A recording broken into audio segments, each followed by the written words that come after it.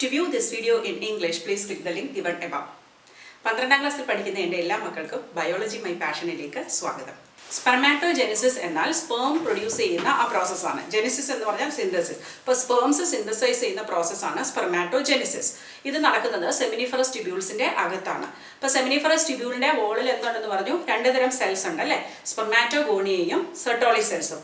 അതിൽ സ്പെർമാറ്റോഗോണിയാണ് ഇവിടെ sperm mother സെല്ലായിട്ട് act ചെയ്യുന്നത്. അപ്പോൾ സ്പെർമാറ്റോഗോണിയയുടെ പ്ലോയിഡി എന്ന് പറയുന്നത് ഡിപ്ലോയിഡ് ആണ്. ആദ്യം അത് കുറേ മൈറ്റോസിസ് നടക്കും. കാരണം മെയിൽസിൽ ധാരാളം സ്പേംസ് പ്രൊഡ്യൂസ് ചെയ്യുന്നുണ്ട് അല്ലേ? മില്യൺസ് ഓഫ് സ്പേംസ് ആണ് ഉള്ളത്. അപ്പോൾ അതിന് വേണ്ടിയിട്ട് ഈ ധാരാളമായിട്ട് ഇത് മൾട്ടിപ്ലൈ ചെയ്യുന്നുണ്ട്. മൾട്ടിപ്ലൈ ചെയ്തുണ്ടാകുന്ന സെൽസിനെ പറയുന്ന പേരാണ് പ്രൈമറി സ്പെർമാറ്റോസൈറ്റ്. ഇപ്പോൾ കുറേ സെൽസ് ഉണ്ടാകുമ്പോൾ അതിൽ കുറേയൊക്കെയാണ് പ്രൈമറി സ്പെർമാറ്റോസൈറ്റ് ആയിട്ട് ആക്ട് ചെയ്യുന്നത്. അത് ഡിപ്ലോയിഡ് തന്നെയാണ്. മറ്റൊരു ഭാഗം അത് കണ്ടിന്യൂ ചെയ്ത് ഡിവൈഡ് ചെയ്തുകൊണ്ടിരിക്കും. അപ്പം ഉണ്ടാകുന്ന ഡോട്ടർ സെൽസ് 2 വഴിക്കാണ് പോകുന്നത്. പകുതി പ്രൈമറി സ്പെർമാറ്റോസൈറ്റ് ആയി മാറിയിട്ട് അവർ സ്പേം പ്രൊഡക്ഷനിലോട്ട് പോകുന്നു.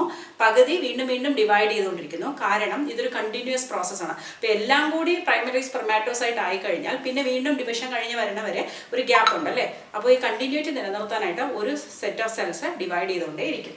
ഇനി പ്രൈമറി സ്പെർമാറ്റോസൈറ്റ് ആണ് ഇനി മയോസിസിൽ കടക്കുന്നത്. മയോസിസിന് 2 സ്റ്റേജസ് ഉണ്ട്, മയോസിസ് 1 ആൻഡ് മയോസിസ് 2. അപ്പോൾ മയോസിസ് 1 കഴിയുമ്പോഴേക്കും 2 ഡോട്ടർ സെൽസ് ഉണ്ടാകും. അതിനെ പറയുന്ന പേരാണ് സെക്കൻഡറി സ്പെർമാറ്റോസൈറ്റ്. അപ്പോൾ സെക്കൻഡറി സ്പെർമാറ്റോസൈറ്റിൽ ഹാപ്ലോയിഡിയാണ് ഉള്ളത്. ഇനി സെക്കൻഡറി സ്പെർമാറ്റോസൈറ്റ് എന്തായിട്ട് മാറും? പിന്നെ വീണ്ടും മയോസിസ് 2 കംപ്ലീറ്റ് ചെയ്തിട്ട് 4 ഡോട്ടർ സെൽസ് ആവും. അതാണ് സ്പെർമാറ്റിഡ്സ്. അപ്പോൾ സ്പെർമാറ്റോഗോണിയ തന്നെയാണ് എന്ത് പ്രൈമറി സ്പെർമാറ്റോസൈറ്റ് എന്ന് പറയുന്നത് മൾട്ടിപ്ലൈ ചെയ്തതിന് ശേഷം. എന്നിട്ട് അത് മയോസിസ് 1 കഴിയുമ്പോൾ സെക്കൻഡറി സ്പെർമാറ്റോസൈറ്റ്, മയോസിസ് 2 കഴിയുമ്പോൾ സ്പെർമാറ്റിഡ്. പക്ഷേ ഇവിടെ ഇപ്പോൾ സാധാരണ ഒരു സെല്ല് പോലെയാണ് നമുക്ക് ലഭിക്കുന്നത്. പക്ഷേ നമുക്കറിയാം സ്പേമിൻ്റെ ഒരു സ്ട്രക്ചർ നോക്കുമ്പോൾ അതൊരു വ്യത്യസ്തമായ ഒരു സ്ട്രക്ചറാണ് അല്ലേ? അതിൻ്റെ ഫംഗ്ഷൻ അനുയോജ്യമായിട്ടുള്ള ഒരു സ്ട്രക്ചറാണ്. അപ്പോൾ എന്ത് ചെയ്യണം? ഈ സാധാരണയായിട്ടുള്ള സെല്ല് ഇങ്ങനെ ഒരു സെല്ലായിട്ട് ട്രാൻസ്ഫോം ചെയ്യണം, രൂപം മുഴുവൻ മാറണം. അങ്ങനെയുള്ള പ്രോസസ്സിനെ പറയുന്ന പേരാണ് സ്പെർമിയോജെനിസിസ്. അപ്പോൾ സ്പെർമാറ്റിഡ്സ് സ്പേമായിട്ട് മാറുന്ന പ്രോസസ്സാണ് എന്ത്? സ്പെർമിയോജെനിസിസ്. അപ്പോൾ സ്പെർമിയോജെനിസിസ് നടന്നു കഴിയുമ്പോഴേക്കും ഇവിടെ ഒരു ഹെഡ് ഉണ്ട്, ന്യൂക്ലിയസ് ആണ് ഹെഡായിട്ട് മാറുന്നത്. പിന്നെ ഗോൾഗി അപ്പാരറ്റസ് ചേർന്നിട്ട് ഇവിടുത്തെ ഒരു എൻസൈംസ് ഒക്കെ ഉണ്ടാക്കി നമുക്ക് അക്രോസോം എന്നുള്ളൊരു റീജിയൻ ഉണ്ടാവും. പിന്നെ ഇവിടെ ഒരു മൈറ്റോകോൺട്രിയ എല്ലാം വന്ന് ഒരു നെക്ക് റീജിയൻ ഉണ്ടാകും. പിന്നെ ഒരു ടെയിലും ഉണ്ട്. ഇതിൻ്റെ ഡീറ്റെയിൽ സ്ട്രക്ചർ നമ്മൾ പഠിക്കും. അത് കഴിഞ്ഞിട്ട് ഇത് റെഡിയായി കഴിയുമ്പോഴേക്കും ഈ സ്പേംസ് പുതുതായി ഉണ്ടായ സ്പേംസ് സെർട്ടോളി സെൽസിനകത്ത് തല കൊണ്ട് എംബഡ് ചെയ്യും. അപ്പോൾ എന്തിനാണ് ഈ സെർട്ടോളി സെൽസിൽ പോകുന്നത്? സെർട്ടോളി സെൽസ് എന്ന് പറയുന്നത് എന്താണ്? ഈ സെമിനിഫറസ് ട്യൂബ്യൂളിൻ്റെ വോളിൽ തന്നെ ഉള്ളതല്ലേ? അപ്പോൾ അവിടെ നറിഷിങ് സെൽസ് ആണ് അല്ലേ? അപ്പോൾ ഇവരുടെ തല കൊണ്ട് അതിനകത്ത് ഡിപ്പ് ചെയ്ത് ആവശ്യത്തിനുള്ള നറിഷ്മെൻറ്റ് എടുത്ത ശേഷം സ്പെർമിയേഷൻ എന്ന പ്രോസസ്സ് വഴി ഇവരെ പുറത്തേക്ക് നമ്മുടെ ഡക്ട് സിസ്റ്റം വഴി അങ്ങ് പുറത്തോട്ട് പോവുകയാണ്. പുറത്തോട്ടെന്ന് വെച്ചാൽ ടെസ്റ്റിസിൻ്റെ പുറത്തേക്ക്. ഓക്കെ, അപ്പോൾ ഇവിടെ ഒന്നുകൂടെ നോക്കിയാൽ എപ്പോൾ കൺഫ്യൂസ് ചെയ്യരുത്. സ്പെർമാറ്റോജെനിസിസ്, സ്പെർമിയോജെനിസിസ്, സ്പെർമിയേഷൻ, ഈ 3 പ്രോസസ്സ് വ്യത്യസ്തമാണെന്ന് ഓർത്തിരിക്കുക. ഓക്കെ, എൻറ്റയർ പ്രോസസ്സിനെയാണ് നമ്മൾ എന്ത് പറയുന്നത്? സ്പെർമാറ്റോജെനിസിസ്. സ്പെർമാറ്റിഡ് സ്പേം ആവുന്നതാണ് spermiogenesis. Release of spermatozoa out of the testis ആണ് എന്ത്? സ്പെർമിയേഷൻ. ഓക്കെ, സോ അപ്പോൾ ഇത് 5 മാർക്കിന് ചോദിക്കാവുന്ന ഒരു ക്വസ്റ്റൻ ആണ്. ഇങ്ങനെ ഫ്ലോ ചാർട്ടായിട്ട് പഠിച്ചു വെച്ചാൽ നിങ്ങൾക്ക് ഓർത്തിരിക്കാൻ എളുപ്പമായിരിക്കും. മെയിൽസിൽ സ്പെർമാറ്റോജെനിസിസ് സ്റ്റാർട്ട് ചെയ്യുന്നത് പ്യൂബർട്ടി സ്റ്റേജിലാണ്. Okay, early adolescent stage. അപ്പോൾ ആ പ്യൂബർട്ടി സ്റ്റേജിൽ എന്താ സംഭവിക്കുന്നത്?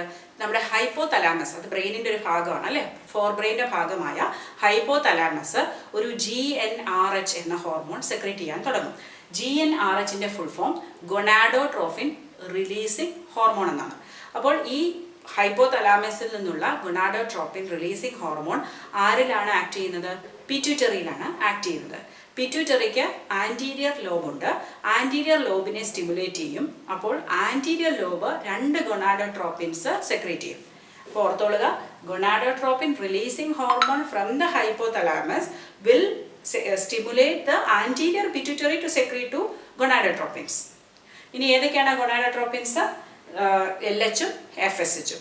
LH എന്ന് പറഞ്ഞാൽ ല്യൂട്ടിനൈസിങ് ഹോർമോൺ, FSH എന്ന് പറഞ്ഞാൽ ഫോളിക്കിൾ സ്റ്റിമുലേറ്റിംഗ് ഹോർമോൺ.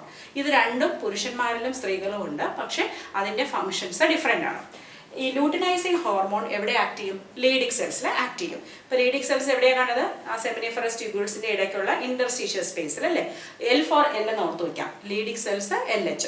അപ്പോൾ ഈ ലീഡിക് സെൽസിൽ ആക്ട് ചെയ്യുമ്പോൾ ഇതിൻ്റെ ഇഫക്റ്റ് കൊണ്ട് ലീഡിക് സെൽസ് ആൻഡ്രോജൻ സെക്രീറ്റ് ചെയ്യും. ആൻഡ്രോജൻ എന്ന് പറഞ്ഞാൽ എന്താണ്? മെയിൽ സെക്സ് ഹോർമോൺ, ടെസ്റ്റോസ്റ്റെറോൺ ഉൾപ്പെടെയുള്ളത്. അപ്പോൾ ഇത് പോയിട്ട് എന്ത് ചെയ്യും? സ്പെർമാറ്റോജെനിസിസ് കുറച്ചും കൂടെ ഭംഗിയായിട്ട് നടത്തും. അപ്പോൾ അതൊരു ഹോർമോൺ ഡ്രിവൺ പ്രോസസ്സാണെന്ന് പറയാം. അതേപോലെ FSH, ഫോളിക്കിൾ സ്റ്റിമുലേറ്റിംഗ് ഹോർമോൺ. ശരിക്കും ഫോളിക്കിൾസ് ഫീമെയിൽസിനാണുള്ളത്. അപ്പോൾ മെയിൽസിൽ അതിൻ്റെ ഫംഗ്ഷൻ എന്താ? അവിടെ സെർട്ടോളി സെൽസിലാണ് ആക്ട് ചെയ്യുന്നത്. നമുക്കറിയാം സെർട്ടോളി സെൽ എന്താണ്? നമ്മുടെ നറിഷിംഗ് സെല്ലാണ്. അതിനോടൊപ്പം തന്നെ അത് മറ്റ് ചില സെൽസിന് അല്ലെങ്കിൽ ഫാക്ടേഴ്സിൻ്റെ സെക്രീഷന് ഹെൽപ്പ് ചെയ്യും. ദോസ് ഫാക്ടേഴ്സ് എന്തിനുള്ളതാണ്? നമ്മുടെ സ്പെർമിയോജെനിസിസ് പ്രോസസ്സിന് ഹെൽപ്പ് ചെയ്യുന്ന കുറച്ച് ഫാക്ടേഴ്സിനെയൊക്കെ ഒന്ന് സെക്രീറ്റ് ചെയ്യാൻ വേണ്ടിയിട്ടും ഈ നമ്മുടെ FSH ഹെൽപ്പ് ചെയ്യുന്നുണ്ട്. അപ്പോൾ നിങ്ങൾക്ക് ഇങ്ങനെ ഒരു ചോദ്യം വരാം, spermatogenesis is A hormone driven mechanism justify. അപ്പോൾ നിങ്ങൾ ഇങ്ങനെ ഫ്ലോ ചാർട്ടായിട്ട് ഓർത്ത് വെച്ചാൽ നിങ്ങൾക്ക് വളരെ എളുപ്പമായിരിക്കും. ഇന്ന് പഠിച്ച ഭാഗങ്ങളെല്ലാം മനസ്സിലായെന്ന് കരുതുന്നു. Thanks for watching the video. നിങ്ങൾക്ക് എൻ്റെ ലെസൺസ് മനസ്സിലാകുന്നുണ്ടെങ്കിൽ ലൈക്ക് ചെയ്യണം, ഷെയർ ചെയ്യണം, സബ്സ്ക്രൈബ് ചെയ്യണം. Biology my passion.